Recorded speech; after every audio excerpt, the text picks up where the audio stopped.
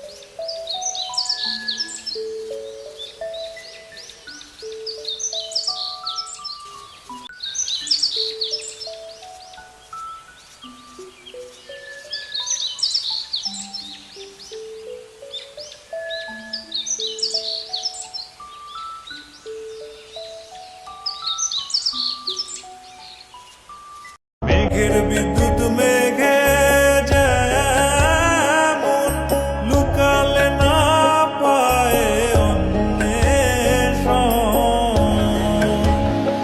আমি কালারে হারায় ওই প্রথমবারই আমার জিরো বাচ্চা মারা গেছিল অনেক, তারপরে একজনকে বুদ্ধি নিয়েছিলাম, বুদ্ধি নিয়ে ওই অনুসারে করতে করতে করতে সামনের দিকে এগিয়ে যাচ্ছি। এখন আর কোনো সমস্যা হয় না। আগে পাখি বুঝি যেতে পারতাম না, এখন আপনার বাড়ি থেকে আসে পাখি নিয়ে যায়, অনেক জায়গাতে ফোন দেয়, এখন ধরেন আমি পাখি নিয়ে শুরু আছি। আচ্ছা, আমরা জানি তুমি অনেকদিন যাবতে পাখির সাথে জড়িত, এবং আমরা জানি যে বেশি দিন পালন করলে অনেক অভিজ্ঞতা হয়। তো তোমার এই খামারে কখনো পাখির তো রোগ ব্যাধি হয়ে থাকে, কারণ আমরা জানি একমাত্র কোয়েল পাখি যদি কোনো রোগ হয়ে মারা যায় সেক্ষেত্রে সবগুলোই মারা যায়। তো সেক্ষেত্রে কোনো ধরনের রোগ তোমার এখানে হয়েছে কিনা?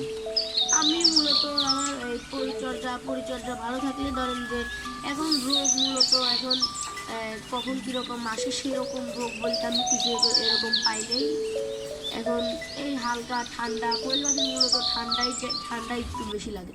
ঠান্ডা হলে আপনার কখনো ঠান্ডা যদি বেশি হয়ে যায় তাহলে মাইক্রোনিট দিই, আর ঠান্ডা কম থাকলে অন্য সব ওষুধপাতি দেই। আপনার ওই মাইক্রোনিট একটু বেশি দেয়, মাইক্রোনিট আপনার একটু কামটা একটু তাড়াতাড়ি করে, এর জন্যই ঠান্ডা লাগলে আপনার মাইক্রোনিটটাই দেওয়া উচিত। আচ্ছা, তোমার তাহলে এই ঠান্ডা ছাড়া আর অন্য কোনো রোগ আক্রমণ করেনি?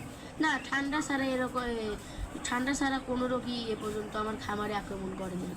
তুমি এই পাখি পালন করছো গোয়ালের পরিত্যক্ত ঘরে, তো যারা নতুন পালন করতে ইচ্ছুক তাদের ক্ষেত্রে এরা জিরো দিয়ে শুরু করবে নাকি 1 মাস বয়সী বাচ্চা দিয়ে শুরু করবে?